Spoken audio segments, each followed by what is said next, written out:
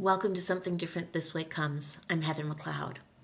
There is a yawning gap sometimes between the value a farmer or gardener would put on the food they produce and what we think, as shoppers, is a fair price. And this is an expensive gap, but there's opportunities to bridge it, pull it back in to something that's a better reflection of what we really value.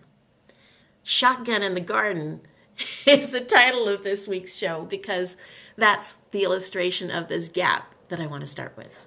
I'm Heather McLeod. Something Different This Way Comes explores how to fix what's not working. As a certified financial planner, I'm on the front lines, seeing how systems that are intended to do certain good don't always miss the mark. In fact, I think it's fair to say it's not working very well. It should be hard to get this wrong, but it ain't. It's hard to get it right, and that's not right.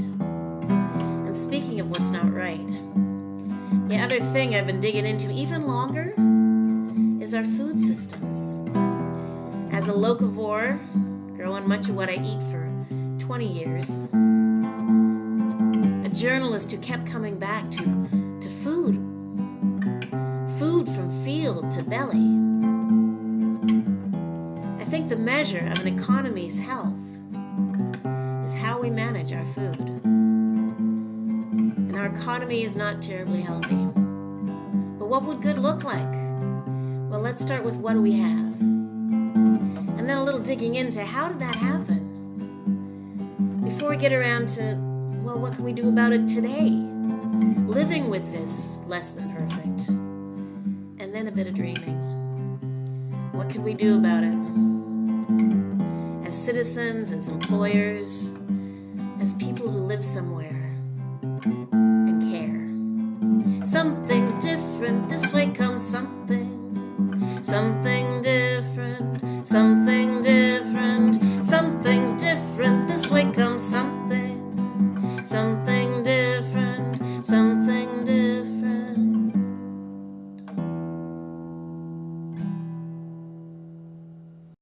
So first, where are we?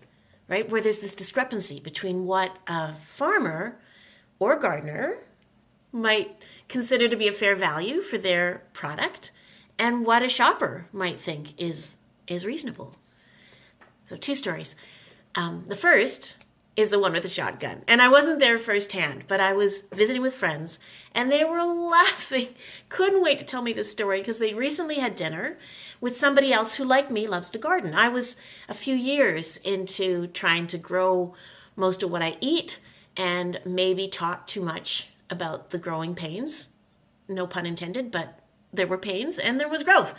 And this friend, their garden was just outside the patio doors on the other side of which they were eating.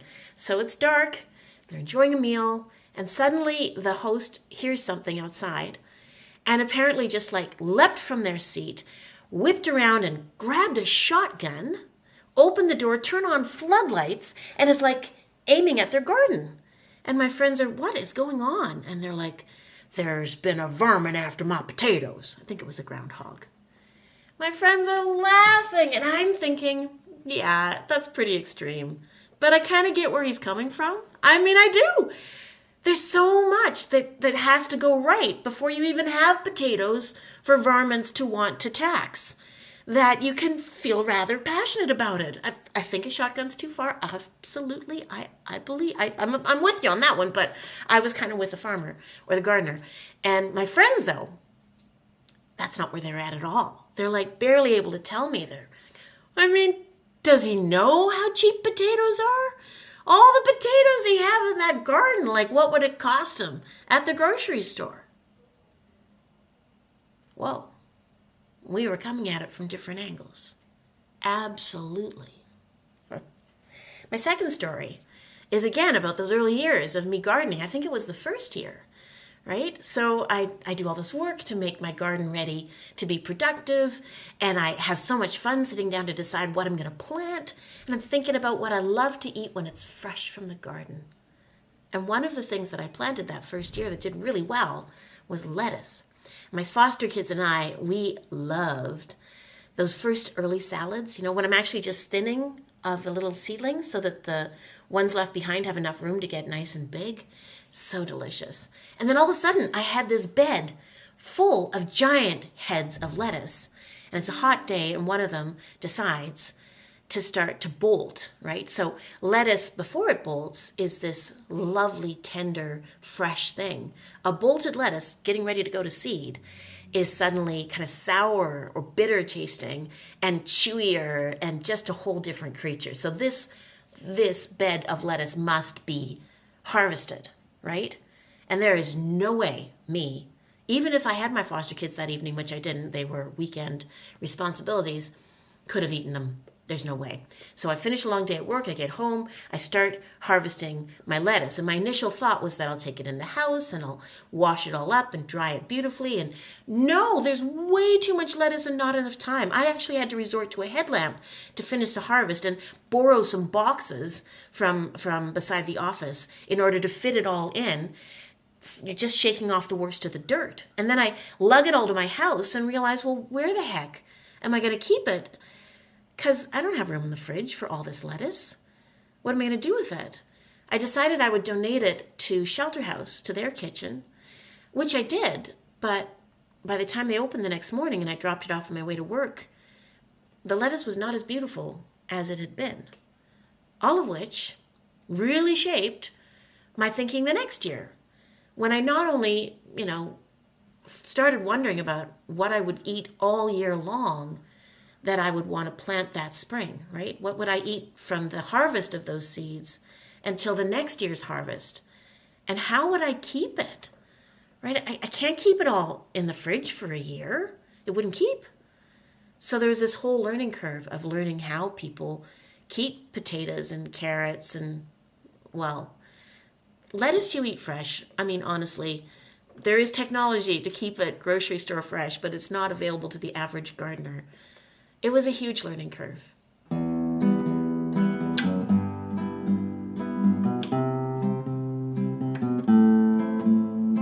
Something different, this way comes something. Something different, something different. Something different, this way comes something. Something different, something different.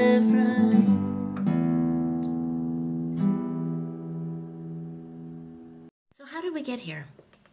How do we get from such a distance between what a farmer thinks their product might be worth, or a gardener, and what we think is a reasonable cost? It's an important question, and it's not an easy answer. For me, I look out the window and think of this place where I live, which we now call Thunder Bay. It was known as the land of fruits, of berries and fish and berries. But the fisheries, which were so incredibly generous in this region, collapsed shortly after we introduced commercial fishing, and the lamprey eel came in. The elder that I interviewed in a previous episode of the podcast, he thinks it was the overfishing that made the lamprey eel such an issue, but people believe the other way around. We also managed to dam all but one of the tributaries, which the elder pointed out starves the land because mothers go upstream to have babies. And when the stream is dammed, whether it's a dragonfly or a sturgeon, populations are hurt. Similarly, we have for 40 years had First Nations peoples of this area complaining and asking that the forestry industry would stop spraying herbicides all over the forest around here, which doesn't kill the blueberries the minute it lands. So you can harvest a blueberry covered in herbicide. You shouldn't be eating it, and it's hard to know it's there.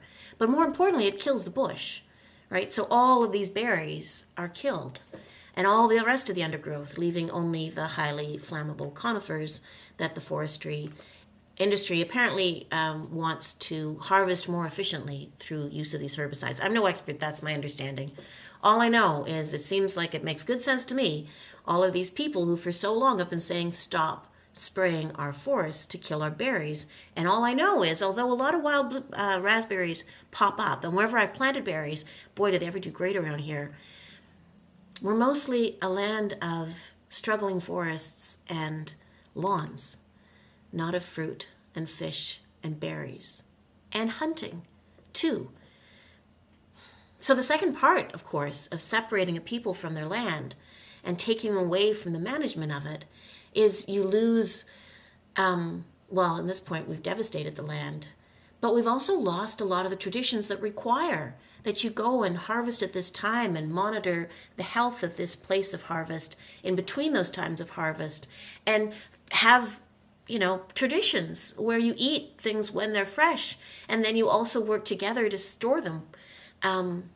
Another way of growing food that I think was done around here, though I'm not 100% sure, I have grown Three Sisters gardens, where you plant corn and beans and squash, and the corn is what the beans climb up, and the squash keeps the feet of the beans cool so that they grow much better than they would otherwise. And all three of those plants feed one another. What one excretes, the other eats. And once you get it established, it's the easiest garden in the world to get a huge harvest out of. And on top of that, you don't have to monitor it much. It takes care of itself. Nothing else gets in there to compete with them. It really is a very resilient food system. Plus, the food that you harvest keeps really easily. You can dry corn for years and years if needs be. Ditto for beans. And squash can keep for months and months if you have it in the right place.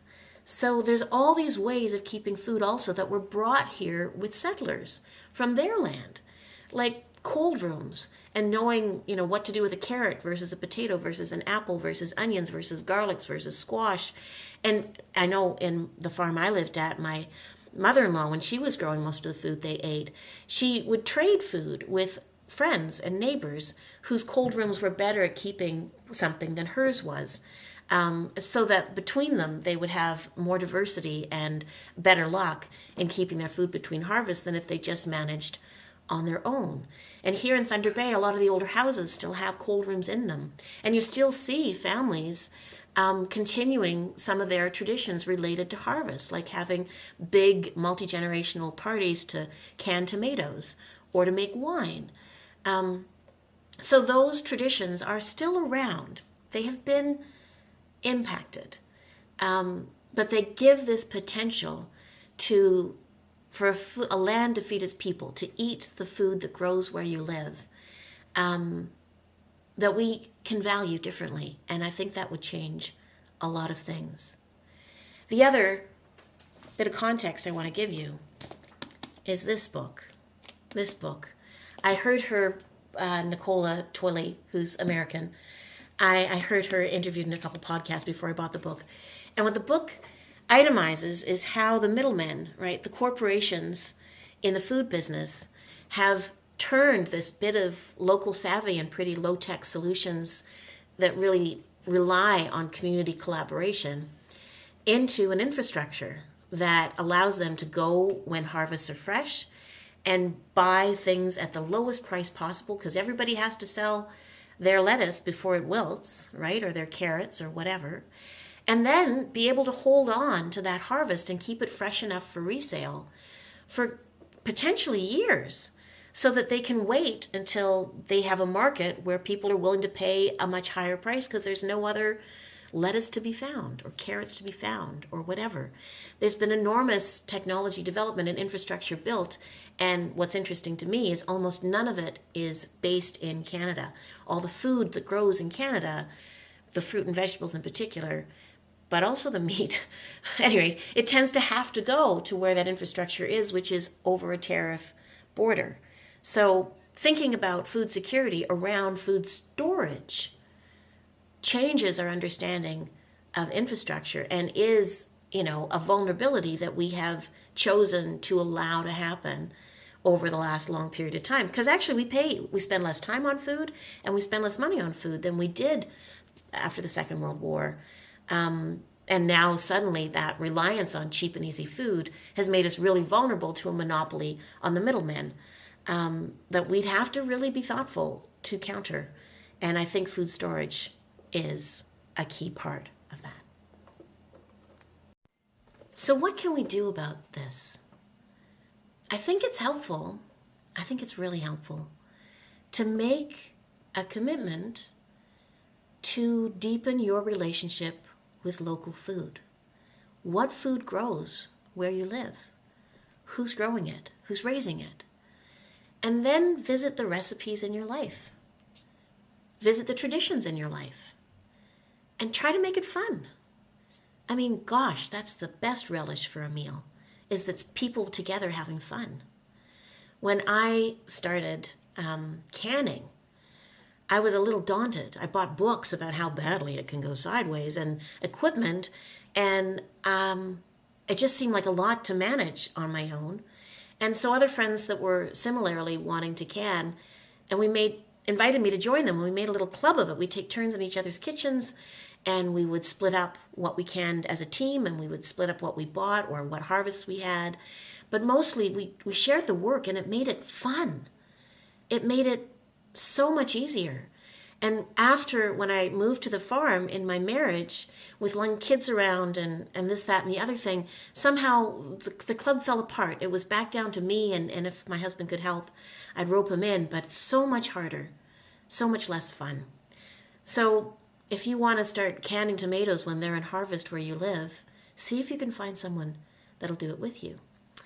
And if you have kids, I know one of the local things here in Thunder Bay, it's not easy to grow a strawberry around here. The wild ones are everywhere, but the commercial big fat ones take a bit of love, a bit of expertise. So the farms that do grow strawberries invite people to come and pick them, and my family has made a habit of doing that and picking a year's worth of strawberries in a sunny few hours or an overcast few hours.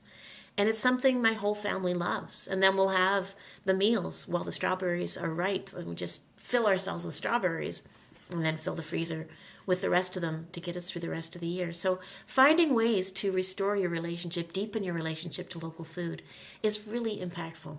But as a citizen, oh my God, we have a huge opportunity here right now. The federal government has put a good whack of cash towards building food hubs, because they have identified our vulnerability in the distance between locally grown food and local eaters. However, they announced it at the Toronto Food Terminal. And the Toronto Food Terminal is really where all of this giant middleman infrastructure of food grown other places comes to be bought by grocery stores. So really, it's monopolies talking to monopolies, and we can get another grocery store in there, but they're going to be stuck with that same system of food storage that can mess with their prices and their options. So what I strongly feel we have an opportunity to do is take some of that money that they've earmarked for food security through food hubs and make sure those food hubs are next to Canadian farms. Like here in Thunder Bay, there's a couple farms at least I know of that have invested in building high-tech, like, not very high-tech, but they're managing moisture and light and air movement and even sometimes what's in that air so that what they harvest keeps beautifully fresh for a long time. The first one I did a story about was B&B Farms, who've been growing potatoes here for generations. And they had great cold rooms with the old tech, and they invested in a new tech one. And now that's reliably the local potatoes I can find at the grocery store because they've figured out how many they can sell. That's how many they plant, and they're there year-round because they're stored beautifully. Another is Sleepy G Farms that upgraded their storage a while ago, and now you can buy a community agriculture share for winter vegetables through them. So you don't have to have a cold room to keep those root vegetables, and you can get them freshly delivered every week because they're keeping them beautifully for you.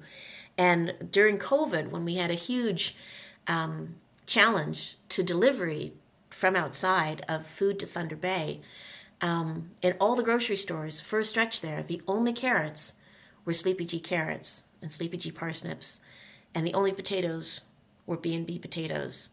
Because everybody else's harvest had to go somewhere else when it got sold or eaten. They only grew as much as they could sell when it was fresh because they don't have that infrastructure. So Canada right now is looking at how to restore and rebuild some food autonomy through food storage systems. It does not have to be $1 billion things like a nuclear power plant. This is pretty affordable stuff, right? An insulated space where you manage the airflow. I mean, that's every apartment you've ever been in. We can do this. And it would be so impactful. So if you get a chance to join those conversations, raise that opportunity, like, do it, man, do it. And if you get a chance to buy from a local food producer who's invested in that technology, know what you're benefiting from, right? That local savvy is really valuable. Something Different This Way Comes is entirely independent. It is a one-woman show from my apartment here in Thunder Bay, Ontario, and I so appreciate you listening. I hope you tune in again. If you enjoyed it and want to tell somebody else about it, I would so appreciate that recommendation. Every like and subscribe is a boon. I have a newsletter and a couple of websites. You can join up for it on either of them at somethingdifferentthiswaycomes.ca, which is where you can also find my GoFundMe if you want to contribute to this, which I would love, of course. At heathermcleodwealth.ca, you can join the newsletter. You can also sign up for a free half hour of, well, I call it a financial planning health check. I'll answer your questions. But if you want full-on advice, you gotta pay for that. I'm putting my profession on the line there, and I do it bite-sized or full-on holistic financial planning. All at heathermcleodwealth.ca. And if you want to help make this more of a conversation, I would be so honored if you emailed me. You could include audio. You can do it on your phone or a video. And tell me a story. Something from your life. The front line that you've seen of how these systems are working today. Precedents you've experienced or imagined that would be better. What does good look like? I would like to hear your thoughts. My email is somethingdifferentthiswaycomes@proton.me. Thank you for listening. Something different this way comes, something different, something different, something different this way comes, something